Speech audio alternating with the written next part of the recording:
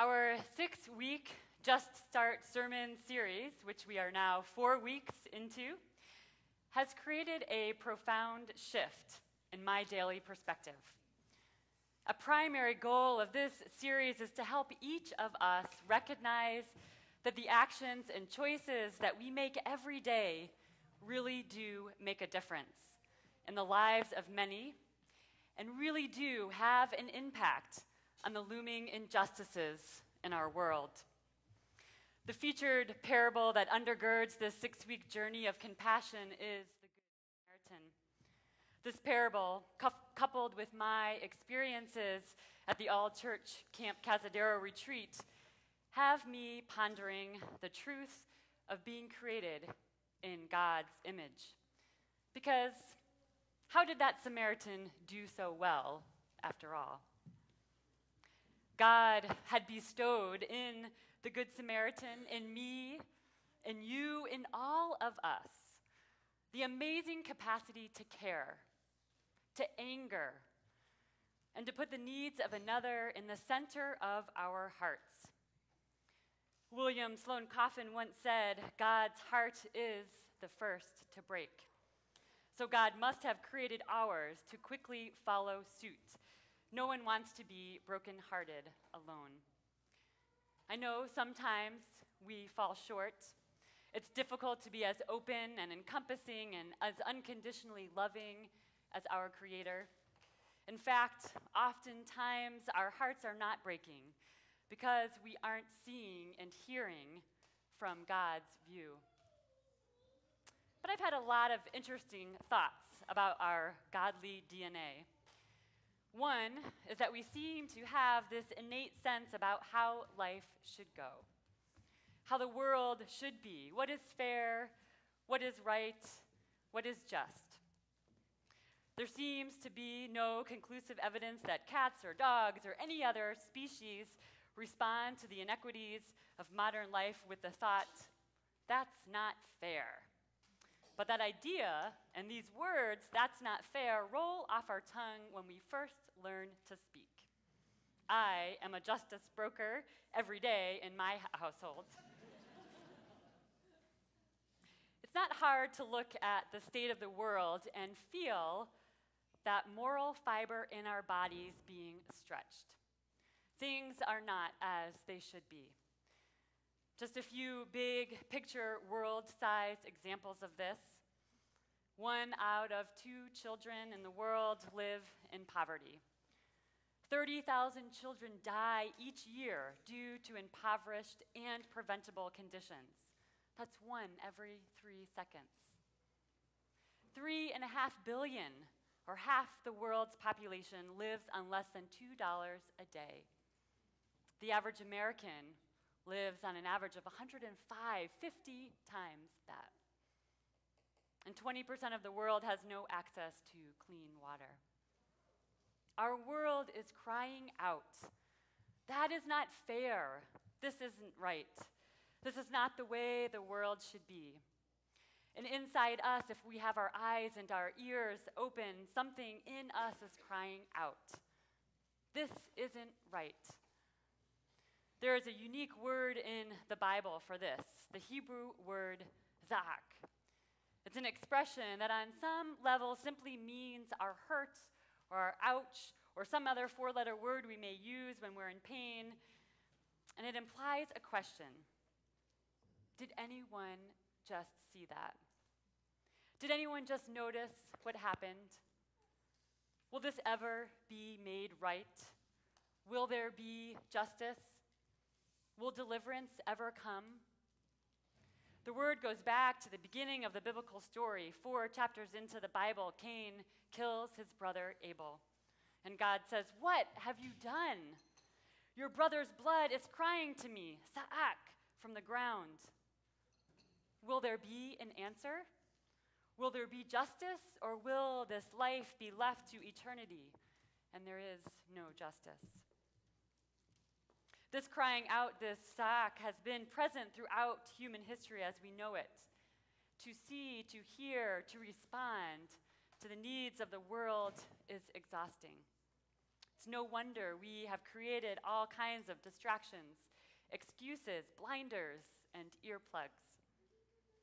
When we can't see or hear what God sees and hears, we must turn to the age-old and modern-day prophets. It's easy to push aside prophets because they sound kind of cranky and are often in troubled places. Prophets not only know that the way life ought to be, but they also see clearly and cannot filter out deep cries of despair. The prophets are required to be vocal. Their work is only done when their loud and unrelenting voice breaks through human barriers and musters that moral fiber to action. My only relatable experience in hearing this interminable depth of pain is when I took to sleep training my children. This training requires a few ruthless evenings of letting your child cry and cry and cry without responding and expressing care or even being present. Those few gut-wrenching evenings reveal how unbearable it would be to hear every cry as one from my own child. And yet God asks us to treat all of our brothers and sisters as family, especially those whose mothers have died with HIV/AIDS or carry forward a cycle of abuse and drug abuse. When we hear these cries and when the prophets rattle us to reality, how is it that we respond? If this crying out has been since the beginning of time, how has God responded? The quintessential moment is when God responds to the people of Israel held captive in Egypt.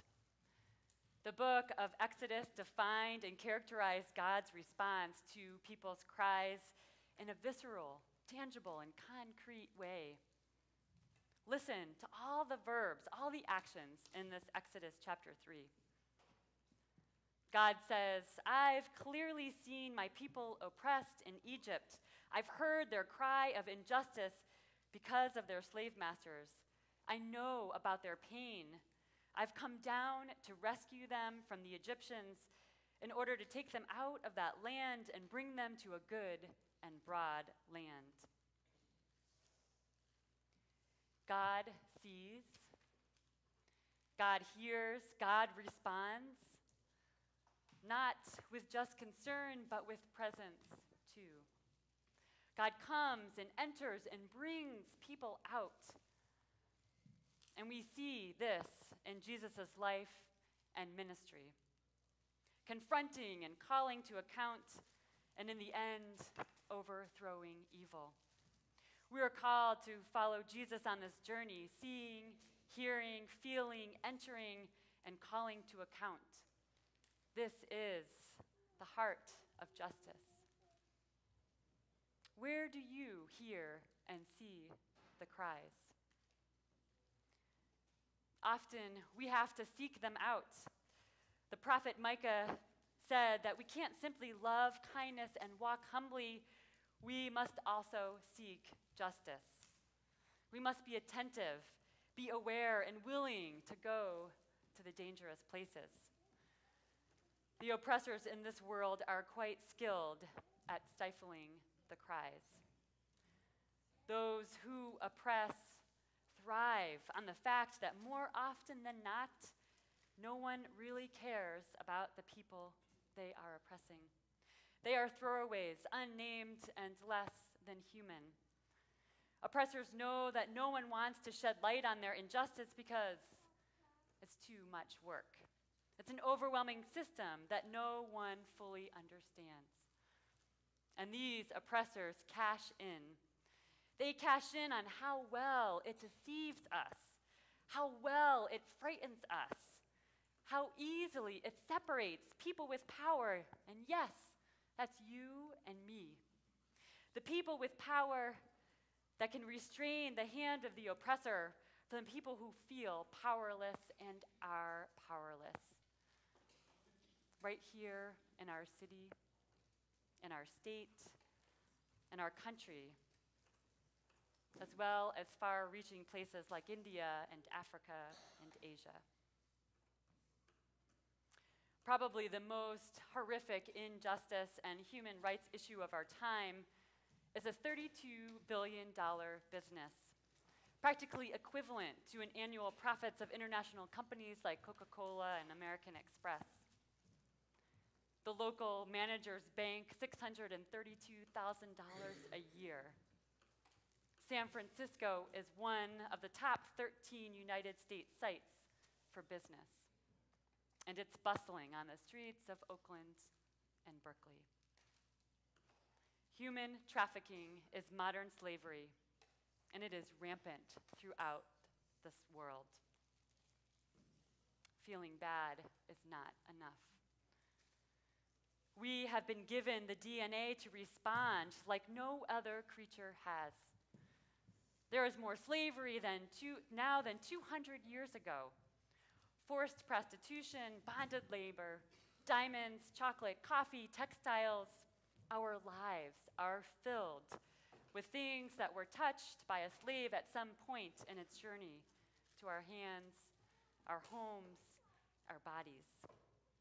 There are over 20 million slaves around the world, and an estimated 17,000 people, and rapidly growing, are brought into the United States for involuntary servitude each year.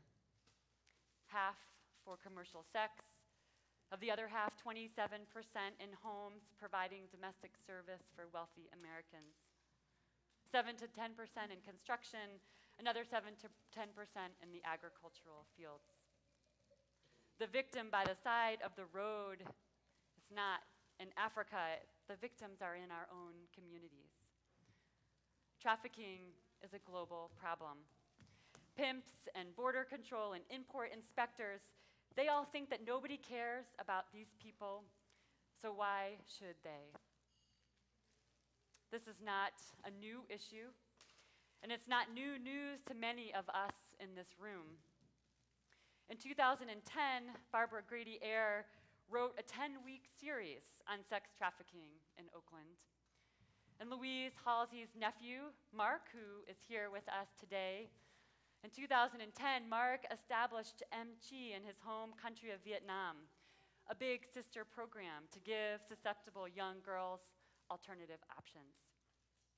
And praise be to God, because ordinary people like Mark and Barbara have shed light on this issue, and cries are being heard.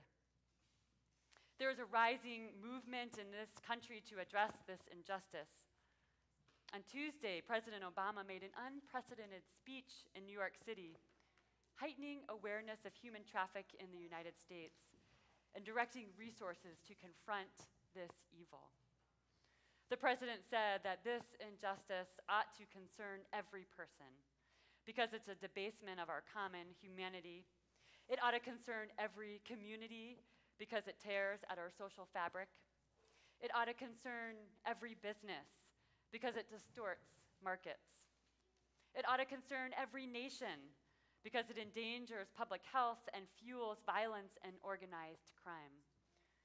It must be called its true name: modern slavery.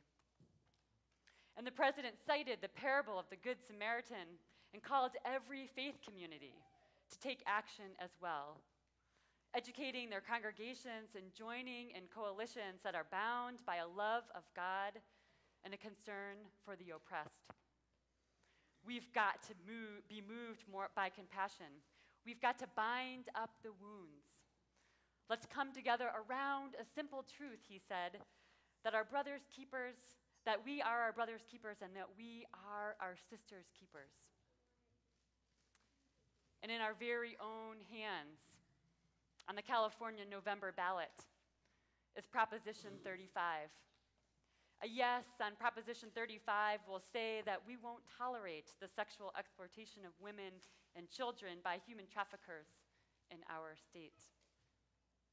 Za'ak. Hear the cries. Did you just see that? Will deliverance be brought?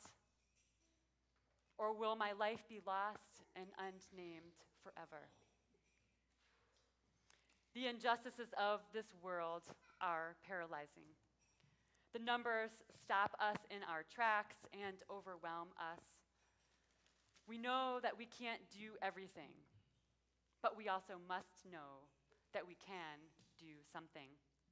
We can't only depend on justice-bringing organizations like Church World Service. We must be justice seekers and bringers ourselves. Our humanity is intimately intertwined with the humanity of those caught in unjust systems and practices in this world. Our choices matter. Our actions matter. The president reminded us that real change happens from the bottom up. Where can you apply yourself? Here is a list of just 10 ways across the spectrum of involvement to respond to the cries for help from human traffic victims. You can learn more in all kinds of places and talk about what you learn with others.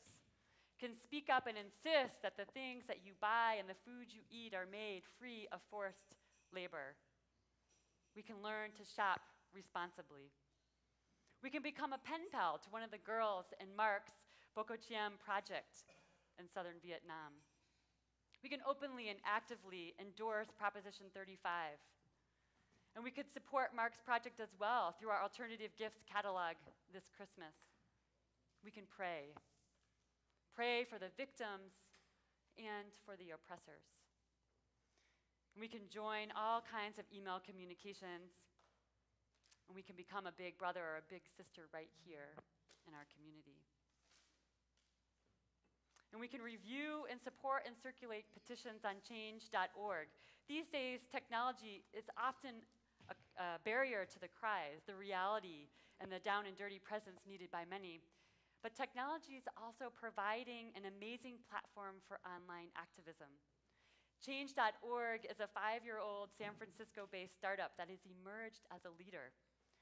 Just the other day, I received an email from Change.org regarding the horrific working conditions at a Samsung supplier factory. The petitioner was encouraged because just a few months earlier, a petition called for Apple to improve conditions in a supplier factory. More than 250,000 people signed the petition, started by an Apple customer in Washington, D.C. It was covered by worldwide news media extensively, and in the end, Apple listened.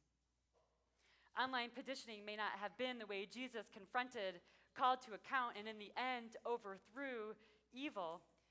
But today we have powerful technological options for seeking and righting injustice. Our choices matter. Our actions matter.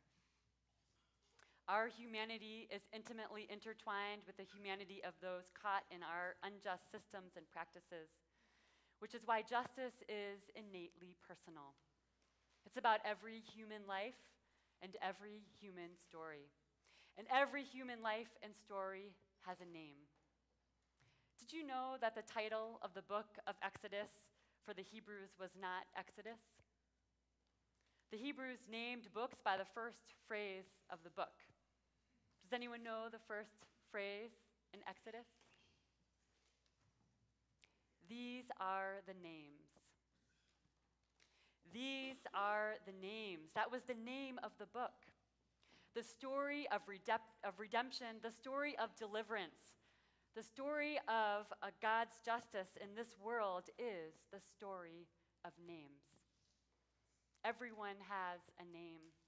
Every person has a life that counts. Every person matters to God. These are the names. May we see and know the names of those hidden in dark corners, held down by ruthless oppressors, and feeling like a societal throwaway. Sexually exploited or otherwise treated unjustly, may we hear the stories. May we respond and enter their lives and bring God's love and peace.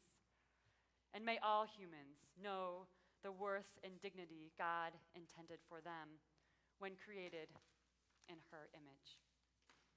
Let justice roll down like waters, rushing, powerful, healing waters.